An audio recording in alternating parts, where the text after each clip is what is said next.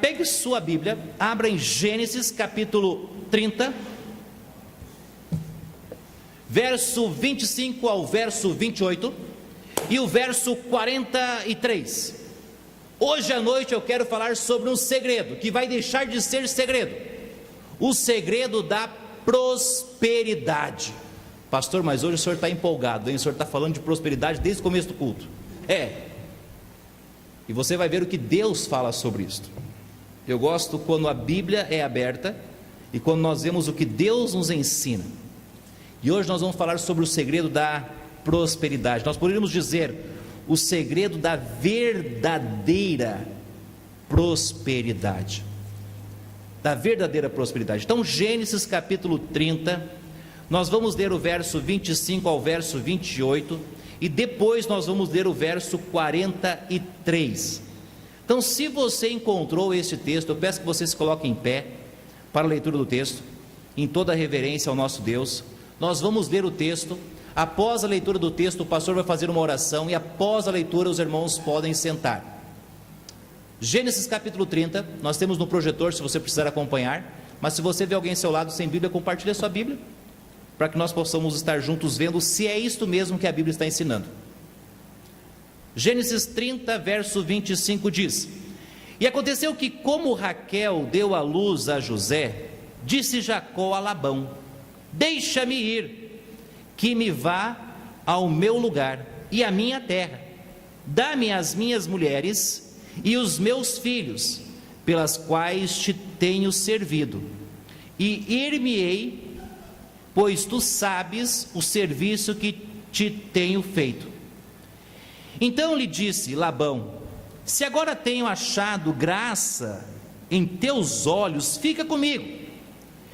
Tenho experimentado que o Senhor me abençoou por amor de ti. E disse mais: Determina-me o teu salário, que te darei. Agora vamos para o verso 43 do mesmo capítulo. E cresceu o homem em grande maneira, e teve muitos rebanhos, e servas e servos, e camelos e jumentos. Oremos. Pai, obrigado pela leitura, obrigado pela tua palavra, Pai. Oramos para que o Senhor nos ensine nesta noite. Hoje em dia é perigoso falarmos em dinheiro, ainda mais na igreja, com tantos escândalos que nós estamos ouvindo e vendo. Praticamente todas as semanas escândalos têm surgido no meio de lugares onde não poderia isso acontecer.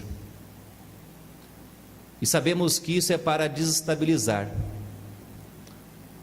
As famílias estão sendo desestabilizadas, o governo está sendo desestabilizado, e a tua igreja está sendo estabilizada. Mas que nesta noite, Pai, nós possamos entender o que é prosperidade, mas a verdadeira prosperidade, não essa prosperidade que esses mercenários têm pregado, esses lobos devoradores, mas a prosperidade que a tua palavra ensina. E que, como Paulo, nós podemos dizer que estamos contentes com o que temos.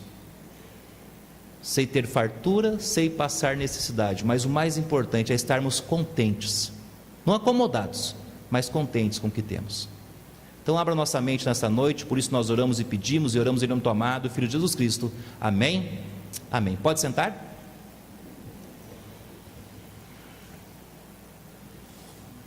O segredo da prosperidade. O dicionário define prosperidade como sendo o estado de estar próspero. É a situação favorável, é o êxodo, é a ventura, é o estado de ter abundância, é a acumulação, é o acumular de bens materiais, ter fartura, ter riqueza. Isto é o que o dicionário define como prosperidade. Nos nossos dias, o desejo de muitas pessoas tem sido o ser próspero financeiramente. E este desejo de buscar a prosperidade financeiramente, eles estão fazendo de tudo para alcançar este objetivo. E muitas pessoas nesta busca de prosperidade, de riqueza, de fartura, na corrida atrás das coisas deste mundo, elas estão passando por cima de outras pessoas, e muitas pessoas estão ficando feridas, machucadas. No entanto, são poucas e muito poucas as pessoas que alcançam o sonho de ser próspero.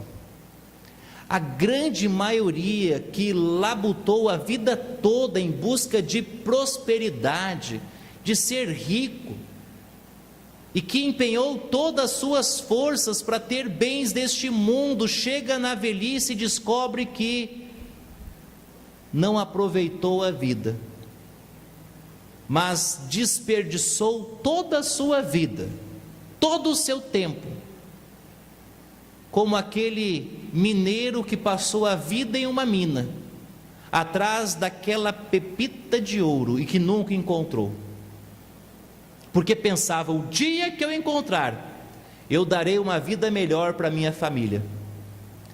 E o que mais a família desejava não era aquela pepita de ouro, mas o tempo daquele homem naquela família, ou daquela mulher, Muitos são frustrados, e para não dizermos que muitas pessoas estão falidas por causa desta busca. Em 1923 houve uma reunião em um hotel em Chicago, e nesta reunião estavam presentes os 8 maiores financistas deste mundo, as 8 pessoas mais importantes financeiramente do mundo. O presidente da maior companhia independente de aço, o presidente da maior companhia de utilidades públicas, o presidente da Bolsa de Nova York, um membro do gabinete do presidente, o presidente do Banco Internacional, o maior acionista da Wall Street, o chefe do maior monopólio do mundo e o presidente da maior companhia de gás. Os homens mais prósperos do mundo estavam lá, naquela reunião. Eles haviam descoberto como se tornar prósperos. Mas os anos passam, e 25 anos após aquele acontecimento, algumas coisas aconteceram. O maior presidente da companhia independente de aço, Carlos Schwab, morreu na maior quebradeira e viveu de empréstimos nos últimos 5 anos de sua vida. O presidente da maior companhia de utilidades públicas, Samuel Insull, morreu fugitivo da justiça, sem nenhum vintém, em um país estrangeiro. O presidente da Bolsa de Nova York, Ricardo Whitney, há 25 anos, isso tem mais anos que se passaram, ele foi solto da penitenciária de Sing Sing. O membro do gabinete do presidente, Alberto Fall, recebeu perdão no presídio para poder morrer em casa. O maior acionista de Wall Street disse o Jessé Livermore, suicidou-se. O chefe do maior monopólio do mundo, Ivan Grüger, suicidou-se. O presidente do Banco Internacional, Leon Fraser, se suicidou. Todos estes homens, eles aprenderam a arte de ganhar muito dinheiro. Só que nenhum deles aprendeu a arte de viver. Isso se encontra no jornal de Living, em setembro de 1949. Eles sabiam muito bem como ser prósperos financeiramente, mas eles esqueceram de algo. Eles esqueceram de aprender a viver. Mas o que a Bíblia nos fala sobre prosperidade? Qual é o segredo? E para nós entendermos o que a Bíblia nos ensina sobre prosperidade, nós precisamos deixar de lado tudo o que nós aprendemos até hoje sobre ser próspero e nos concentrarmos somente naquilo que a Bíblia nos ensina, pois somente ela é capaz de nos ensinar sobre prosperidade e o segredo da prosperidade. E nós estamos em cima da vida de Jacó, e Jacó aprendeu o segredo da prosperidade. E o primeiro segredo da prosperidade que nós encontramos na vida de Jacó é ter tudo planejado. Precisa haver projetos, precisa haver planos, e isto precisa estar registrado. Não podemos confiar somente em nossas mentes, precisamos colocar isso no papel. Planejar. Jacó, ele aprendeu com a vida como ser próspero, e ele aprendeu que para isto havia a necessidade de planejamento. Agora, por que nós precisamos ter planejamento, pastor? Planejamentos são necessários para que nós não venhamos ser pegos de surpresa. Jacó aprendeu. Ele havia trabalhado 7 anos pela sua amada. Ele tinha registrado algo? Não. Labão deu o golpe nele. Prova que eu fiz um acordo contigo. Não tinha nada registrado. E quantas vezes você já perdeu algo porque você não tinha nada documentado?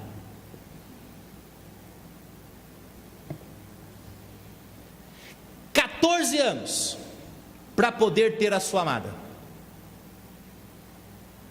Trabalhou de escravo para o seu sogro, para pagar pelas suas 2 mulheres. 7 anos trabalhados com sorriso, porque aguardava a sua amada, e 7 anos trabalhando com aquele amargo em sua boca, porque sabia que aqueles 7 anos é porque não tinha tido planejamento. 7 anos de descuido que se perderam. Mas ele tinha um plano. Ele queria trabalhar para ele. Ele não queria mais ser servo, escravo de seu sogro. E olha só o que ele diz então para o seu sogro no verso 30, a segunda parte. Agora, pois, quando hei de trabalhar também por minha casa? Ele faz uma pergunta: sogrão, quando eu vou trabalhar para mim? Jacó tinha um plano. Ele queria trabalhar para sua casa, e ele então faz um pedido ao seu sogro, que também era o seu patrão. E olha o verso 26 e o verso ou melhor, verso 25 e 26. E aconteceu que, como Raquel deu à luz a José, disse Jacó a Labão, seu sogro e patrão: deixa-me ir, que me vá ao meu lugar e à minha terra. Dá-me as minhas mulheres e os meus filhos, pelas quais te tenho servido, e me irei, pois tu sabes o serviço que tenho feito. Jacó falou: eu quero voltar para minha terra, e deixa eu levar o que eu tenho comigo, só as minhas esposas e os meus filhos. E algo vai acontecer aqui. Ele vai receber uma proposta do seu sogro e chefe. Olha o verso 28. O que o seu sogro lhe diz: e disse mais: determina-me o teu salário, que te darei. Labão olhou para Jacó e disse: Jacó, eu tenho um acordo contigo. Quanto você quer receber? Determina quanto você quer receber, eu vou pagar.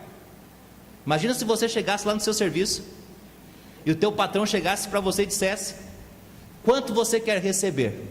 Fala, e eu vou pagar. E eu vou pagar. Foi isso que ele disse. Agora deixa eu dar um parênteses aqui. Esta frase não é dita para qualquer um também não. Você precisa valer muito para o seu patrão. E Jacó valia. Jacó estava pedindo conta do seu serviço. Me mande embora, eu quero ir para minha casa. Me mande embora, eu não quero receber nada, não tem acerto, não tem nada, fica com tudo, eu quero ir embora. Mas o seu patrão lhe oferece um salário, o salário que ele quisesse. Se Jacó não tivesse um planejamento, o que ele tinha feito? Tinha sido pego de surpresa. Teria sido pego de surpresa. Muitas vezes eu e você somos pegos de surpresa em N áreas, como um desemprego ou como uma proposta melhor, porque não sabemos o que fazer. E ficamos como? Estáticos. O que eu faço agora? O que eu faço? O que eu faço? Por isso precisamos ter planejamento. E ter planejamento, ter tudo planejado, é sempre ter um plano organizado. Jacó tinha um plano A: me mande embora para minha terra. Mas Jacó conhecia o seu sogro e sabia que ele tinha também uma carta na manga, e ele já tinha pensado em todas as possibilidades. Ele tinha um plano B. O plano B era: se o meu chefe me oferecer uma proposta melhor, eu sei o que eu vou fazer. E foi exatamente isto que acontece. E sabe como nós sabemos que ele tinha planejado? Olha o verso 30 e o 31. E disse ele: que te darei? Então Jacó disse, ou disse Jacó: nada me dará. Não quero nada de graça. Nada de graça. Se me fizeres isto, tornarei a apacentar e a guardar o teu rebanho. Passarei hoje por todo o teu rebanho, separando dele todos os salpicados e os malhados, e todos os morenos entre os cordeiros, e os malhados entre os salpicados, entre as cabras, e isto será o meu salário. Jacó disse: olha, eu vou continuar fazendo o meu serviço, eu vou continuar cuidando das ovelhas e das cabras, eu vou fazer as mesmas coisas que eu faço. E aqui nós precisamos entender algumas coisas. As ovelhas são as fêmeas, o macho é chamado de cordeiro. E as ovelhas e os cordeiros, eles podem ser da cor branca, negra, marrom e malhado. São 4 cores. Sendo que a cor branca é a mais comum. Não é? As ovelhas nós não vemos mais branquinhas? Não é a mais comum? Aqui em Goiás é raro nós vermos ovelhas, né? Lá no sul é comum vermos ovelhas por todos os campos. Se fosse no sul, a nossa igreja teria pelo menos um casalzinho para comer a grama. Lá é normal isso acontecer. Aqui não tem como. Coitado, na época da seca ia morrer. Jacó escolheu os machos que fossem marrom e que fossem manchados, isto é, salpicados e malhados. Já as cabras são as fêmeas e o macho é o bode. Por isso que o pastor às vezes brinca, né? Você é cabra macho? Tem algum cabra? Não, fala que sim. Tem algum cabra macho aqui? E sempre nós escutamos o quê? Oh, eu sou cabra macho. A cabra é a fêmea. O macho é o quê? O bode. O macho é o bode. Nunca mais alguém vai falar que é cabra macho, né? Eu estou sabendo, mas eu pego vocês. O macho podem ser marrons e que fossem malhados. Ele fala que poderiam ser os de cores lisas e manchadas, e ele escolhe os que são manchados. Se nós fôssemos colocar isto em uma planilha e fôssemos pensar numa produção como uma indústria e calcularmos mais ou menos na proporção que nós temos na criação destes animais, Jacó iria participar com 18% do ganho. 18% do que você ganhar, você tiver lucro, ou melhor, de 100% do valor líquido do que você tiver lucro, 18% vai ser meu. 18% vai ser meu. Esta foi a proposta que Jacó fez. Ele se tornaria um sócio, um empreendedor, e deixaria de ser empregado, embora ainda cuidaria das ovelhas e dos animaizinhos do seu sogro. Sabe o que nós aprendemos aqui? Que sempre nós precisamos ter um plano A, mas também precisamos ter um plano B, e muitas vezes precisamos ter um plano C. Nós nunca podemos ser pegos de surpresa. Se você chegar amanhã no seu serviço e seu patrão olhar dentro dos seus olhos e disser assim: olha, vou ter que te mandar embora, você tem um plano B?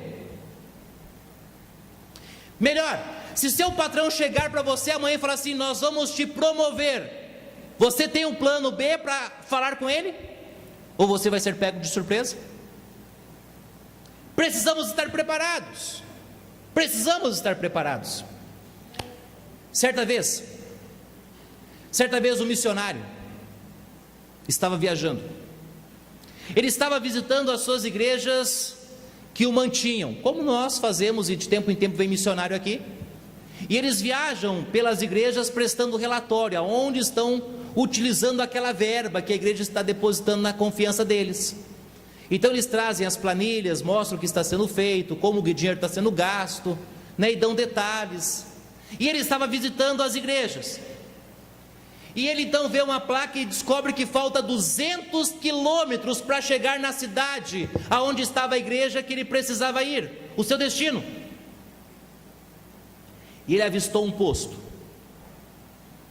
e ele não parou, e ele prosseguiu. Havia uma placa, depois um posto, e ele prosseguiu.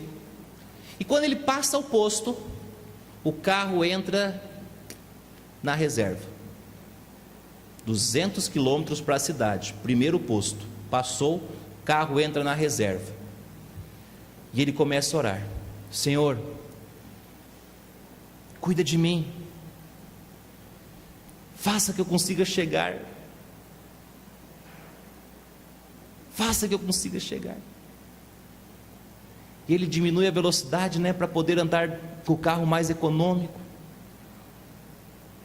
E ele anda, e de repente surge um posto, ele fecha os olhos, ele continua andando, porque ele acreditava em Deus. E adivinha o que aconteceu? Faltou gasolina. Pastor, Deus não cuidou dele. Como não? Deus deu 2 postos para ele. E o que ele fez? Não viu a provisão de Deus e continuou. Muitas vezes oportunidades aparecem para as nossas vidas e nós não vemos. Sabe por quê? Porque nós não temos um plano organizado para as nossas vidas. Nós não temos o plano organizado. Desculpe usar a filosofia do mundo, mas um grande poeta bem dizia estas palavras: deixe a vida me levar, vida leva eu. E muitos estão nesta filosofia, vão indo, e de repente quebram a cara, e como aconteceu isso? Não estão planejando, não há planejamento, entram na vida sem planejamento. Você tem planejamento? Você planeja a sua vida? Você já sabe o que você vai fazer até o final do ano? Ou você toma decisões por impulso? Cuidado, é um perigo tomar decisões por impulso. Por impulso. Lembre-se que o primeiro segredo de prosperidade é ter tudo planejado. Segundo, é dar o seu melhor. Para muitos, dar o seu melhor é não faltar o emprego, não deixar de justificar faltas, chegar no horário e sair no horário.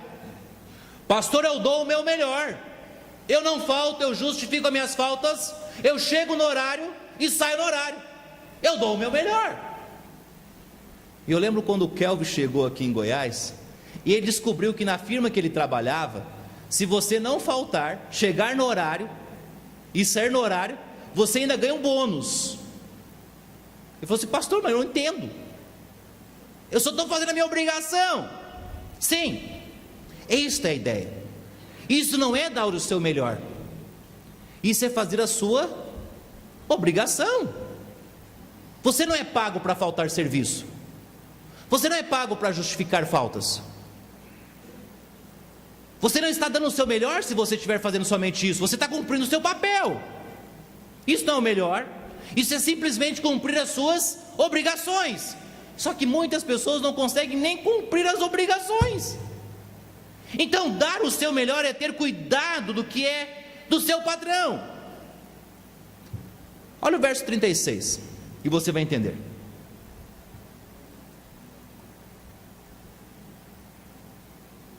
E por 3 dias de caminho entre si e Jacó apacentava o restante dos rebanhos de Labão.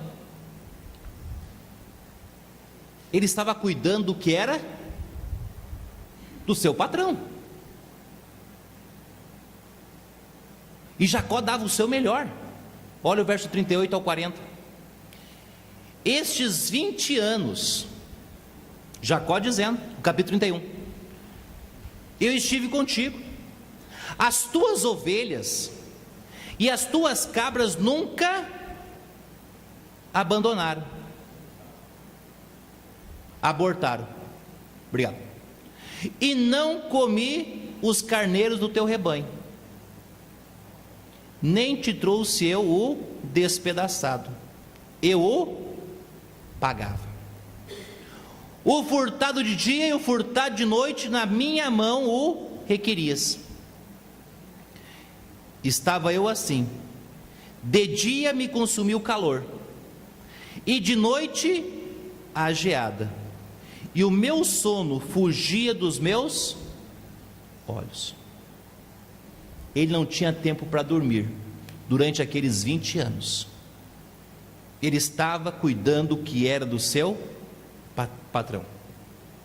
Quando eu e você estamos trabalhando, precisamos saber que o nosso primeiro patrão não é aquele que nos contratou. O nosso primeiro patrão é Deus. E quando nós reconhecemos que Deus é o nosso primeiro patrão, nós sabemos que Ele é o nosso melhor patrão, e Ele está cuidando de nós. E nós vamos ter capacidade para darmos o nosso melhor para o nosso patrão humano, pois nós estamos dando o nosso melhor, primeiramente, para Deus. A Bíblia nos fala em Efésios capítulo 6, 5 e 8, nos diz: vós servos, e podemos trazer para os nossos dias: vós empregados, obedecei a vossos patrões segundo a carne, com temor e tremor, na sinceridade do vosso coração, como a Cristo, não servindo à vista. Sabe o que é servir à vista? Quando o chefe está por perto, você trabalha bem. Quando o chefe sai,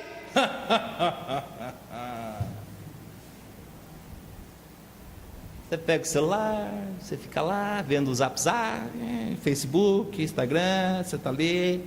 O chefe vai chegar, vamos trabalhar. Não de vista, como para agradar a homens, mas como servos de Cristo, fazendo de coração a vontade de Deus, servindo de boa vontade como ao Senhor e não como aos homens, sabendo que cada um receberá do Senhor todo o bem que fizer, seja servo, seja livre. Certa vez, um patrão estava indeciso em qual dos dois funcionários ele iria promover. Qual dos dois seria promovido? E ele então chama os dois funcionários separadamente. Ele diz para eles: na esquina tem uma fruteira, nós vamos ter uma reunião no final da semana, e eu quero ter laranjas para oferecer para os funcionários na nossa reunião. Vai lá e negocie com eles e vê quanto fica as laranjas. Vai o primeiro. Ele volta e diz para o chefe: eles não vendem laranja. Vai o segundo. E volta. E ele diz: eles não vendem laranja, mas eles têm uva, melancia, mexerica, manga. Eu disse que o senhor se interessava por laranja, mas perguntei quanto ficaria o quilo destas frutas. E perguntei também se eles poderiam fazer uma porção, trazer as frutas que são descascáveis, já descascadas e picadas, e se nós poderíamos pagar somente aquilo que usássemos. Qual dos dois foi promovido? Qual dos dois foi promovido? Qual deu o seu melhor? Você está dando o seu melhor? Ou você está só cumprindo as suas obrigações? Não tem laranja. Você está dando o seu melhor? Jacó estava dando o seu melhor, e Labão sabia disso. Dar o seu melhor também é nunca se esquecer do que é seu. Jacó tinha 3 coisas que tinham valor para a vida dele. A primeira era Deus. E a primeira era Deus. A segunda coisa que tinha valor para Jacó era a sua família. E a terceira era a promessa que Deus tinha feito a ele na sua terra. O segredo do sucesso é dar o seu melhor para aquilo que é seu também. Você tem tempo para o seu cônjuge? Você tem tempo para a sua família? Você tem tempo para os seus filhos? Você tem tempo para você? Se você não tem tempo para você, para a sua família, para os seus filhos, para o seu cônjuge, você não estava investindo naquilo que é seu, você está esquecendo daquilo que é seu. Jacó era um homem muito ocupado, nós vimos, e com certeza ele não tinha muito tempo para sua família, mas ele não desperdiçava o seu tempo com as coisas do mundo. O tempo que sobrava, ele investia com as suas esposas e os seus filhos, e com certeza ele cuidava de suas esposas. Ele teve quantos filhos?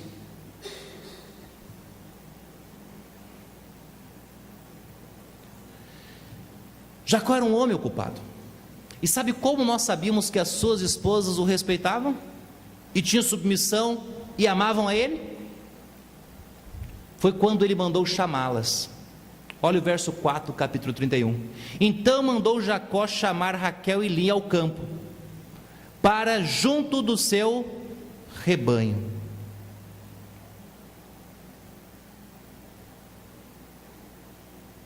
E quando nós lemos a história, nós descobrimos que Raquel e Lia fazem o quê? Elas obedecem Jacó e vão para perto dele, junto com o rebanho. A Bíblia nos fala que quando o homem e a mulher se casam, eles se tornam uma só carne. Uma só carne. E cabe o homem amar a sua esposa como Cristo amou a igreja, e cuidar da sua esposa como Cristo cuida da sua igreja, e ter responsabilidade. E quando ele faz estas coisas, a sua esposa vai ter facilidade de confiar nele, e quando ele pedir algo, ela vai ter facilidade de obedecer aquilo que ele pede. Por isso que Provérbios capítulo 14, verso 1 nos diz: toda mulher sábia edifica a sua casa, mas a tola a derruba com a sua própria mão. Dar o seu melhor é nunca se esquecer que Deus precisa ser o primeiro, que a sua família precisa estar em segundo lugar, e que a igreja de Deus precisa estar em terceiro, ou a casa de Deus. A casa de Deus. Você tem dado o seu melhor? Você tem sempre se destacado como o melhor funcionário? O que é seu, você tem dado o seu melhor para cuidar? Lembre-se que o segredo da prosperidade, o segundo, é dar o seu melhor. É dar o seu melhor. Dar o seu melhor. Não só cumprir o papel, mas dar o seu melhor. E o terceiro, pastor? O terceiro é reconhecer que Deus é quem abençoa. O Salmo 127, versículo 1 e 2 nos diz: se o Senhor não edificar a casa, em vão trabalham os que edificam. Se o Senhor não guardar a cidade, em vão vigia a sentinela. Inútil vos será levantar de madrugada, repousar tarde, comer o pão de dores, pois assim dá ele aos seus amados o sono. A Bíblia, em lugar algum de Gênesis, Apocalipse, nos ensina a ficarmos de braços cruzados. Não. Em lugar algum a Bíblia nos ensina a ficarmos de braços cruzados. Pelo contrário, a Bíblia nos ensina que nós precisamos dar o nosso melhor. Eu falei hoje cedo que para um judeu é inaceitável viver de favores, de esmolas. Ele não aceita isto.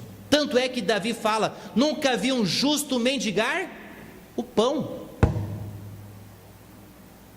E você não vê um personagem bíblico mendigando que não seja aleijado. Somente aquela pessoa que não conseguia trabalhar é que pedia. Hoje tem muitas pessoas com os 2 pés, com as 2 mãos batendo e pedindo. E o pior não é isso. É pior que tem pessoas patrocinando o pecado. O que fazem?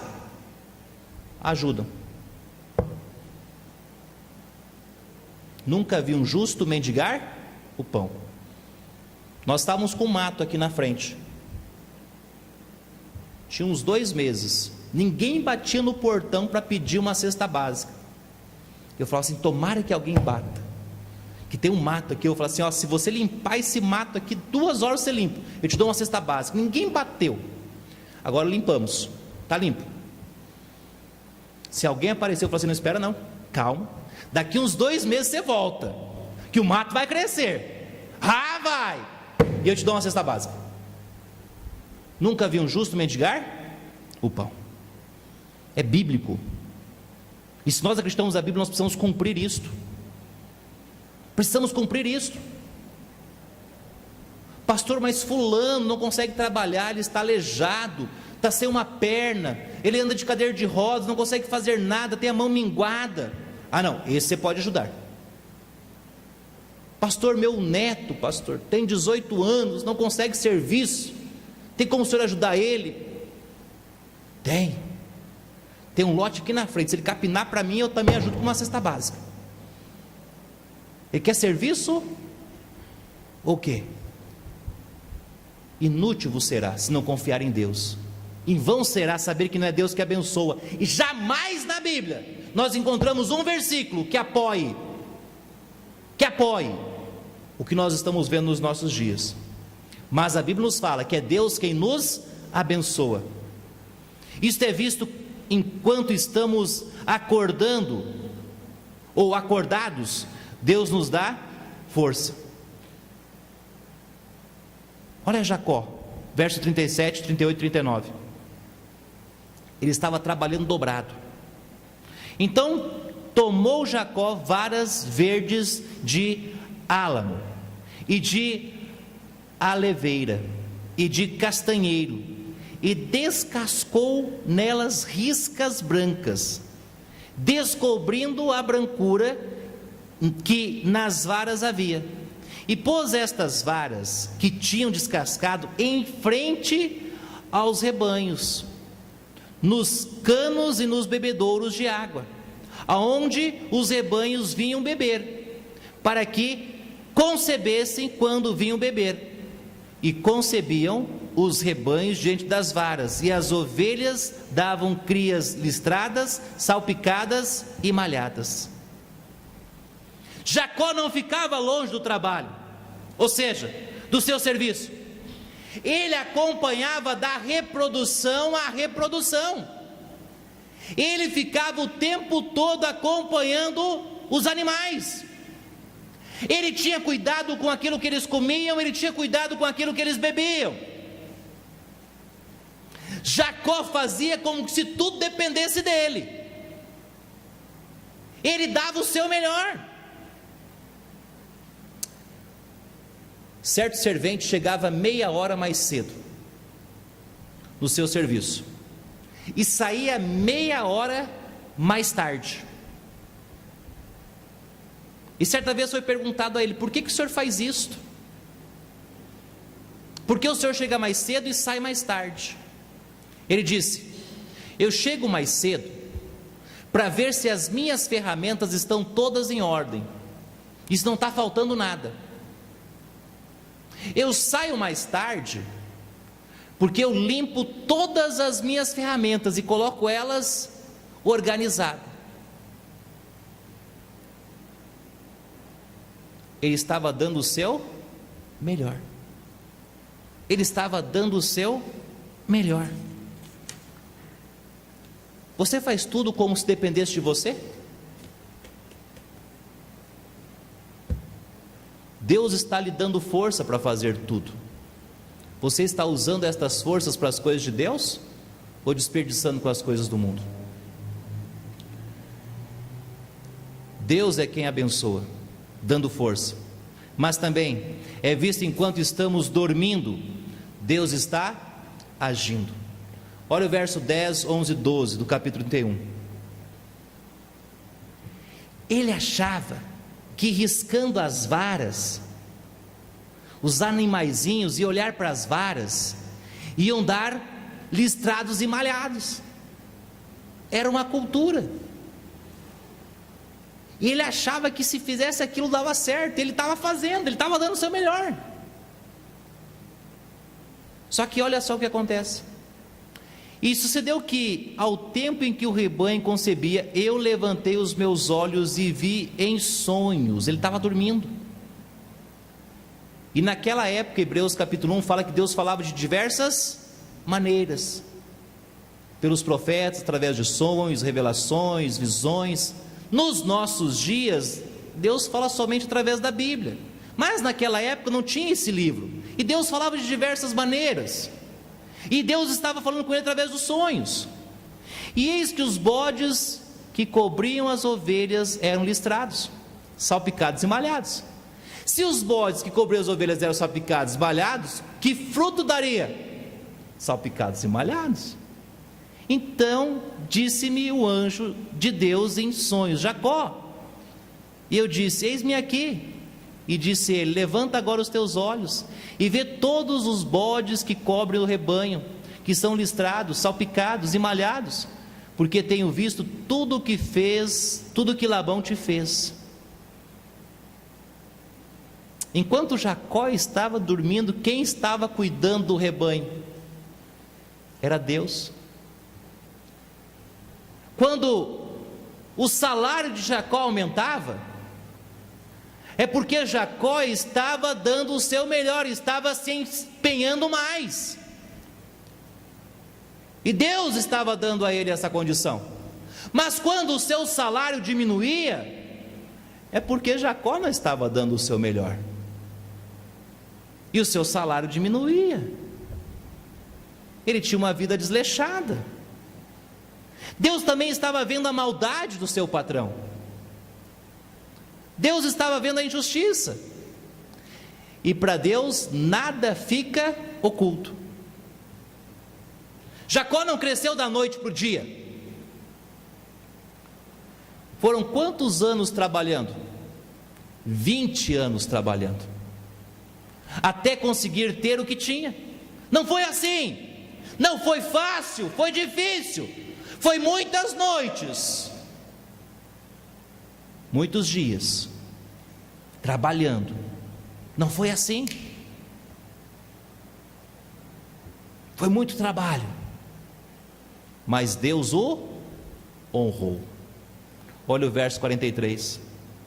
E cresceu o homem em grande maneira, e teve muitos rebanhos, e servas e servos, e camelos e jumentos. E é interessante que nos nossos dias muitas pessoas só param no verso 43 e perguntam para as pessoas: você quer ser próspero? E as pessoas respondem: sim, amém. E a pessoa diz: então você tem que ser fiel a Deus. E as pessoas gritam lá: amém. Só que se esquecem que para Jacó chegar nessa prosperidade foram 20 anos, e destes 20 anos, 14 anos, ele não ganhou um vintém. Trabalhou como escravo, mas em 6 anos, Deus fez toda a diferença. Ele precisou 20 anos para aprender tudo isto. Tudo isto. O irmão me disse: pastor, ore para que Deus me abençoe, abençoe os meus negócios. Eu disse para ele: eu vou orar para que Deus te abençoe, e que o seu dízimo seja do tamanho do seu lucro hoje. E eu vi que os olhos dele brilhou, e ele pensou, ele disse: pastor, e se Deus me der tudo isso e eu não for fiel? Eu disse: não se preocupe, eu oro para Deus tirar tudo, eu oro para Deus tirar tudo. O mesmo Deus que pode dar, Ele pode tirar. Eu oro para Deus tirar tudo.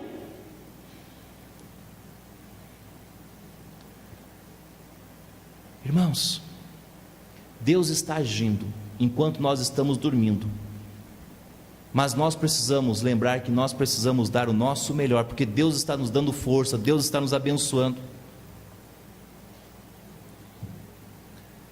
Conheço alguns aqui 6 anos, 5 anos, 4 anos, 3 anos, 2 anos, 1 ano, alguns meses. Eu conheço alguns aqui.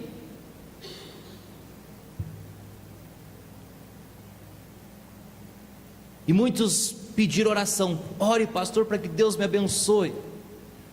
Irmã Patrícia orava: Senhor, pastor, ore para que o Hélio não seja mais sujo em casa de graxa. Minhas unhas já estão tudo doendo de tanto esfregar aquele macacão de graxa. Parece que ele entrava dentro do motor. E aproveitando a deixa, pelo tamanho dá, não dá?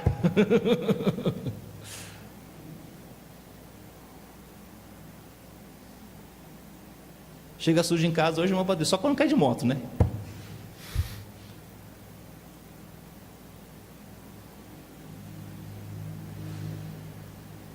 A sua casa, Deus abençoou? Lembra a casinha que você morava? Lembra, tia Regina? Casinha que você morava? Casarão hoje, hein? Tem até piscina. Uau!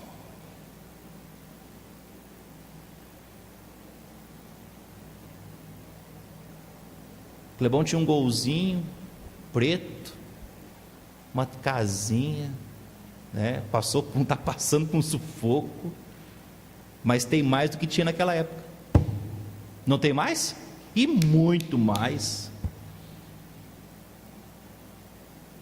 Irmã Lúcia: pastor, tem dinheiro para pintar minha casa por fora? Não, vai lá, a casa está pintada por fora e por dentro agora.